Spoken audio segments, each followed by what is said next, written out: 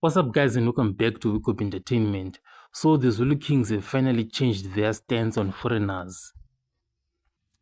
The previous king, Goodwill Zwelithini, was totally against foreigners, and he was calling on foreigners to return back to their countries.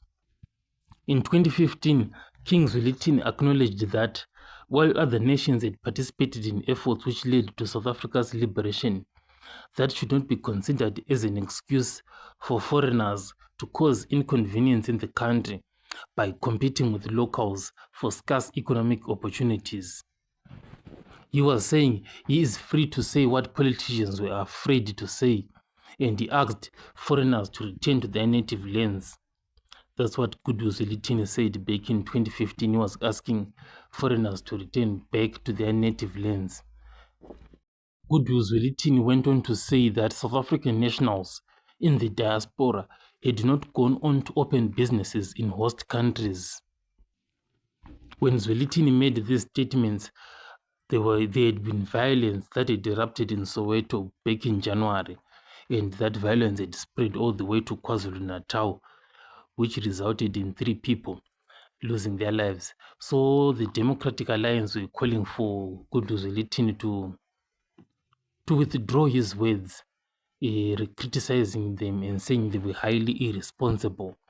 But Zwelithini refused to withdraw his words. But his son now, King Misuzulu Zwelithini, who is now the king, has gone on to say that xenophobic sentiments have no place in KwaZulu-Natal. He has called for South Africans to embrace foreign nationals and create an inclusive environment for the province to thrive.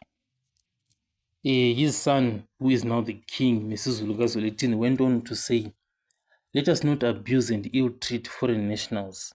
Instead, let us show them our ways, because we know they come here to look for a better life, and we must be happy they choose to come here."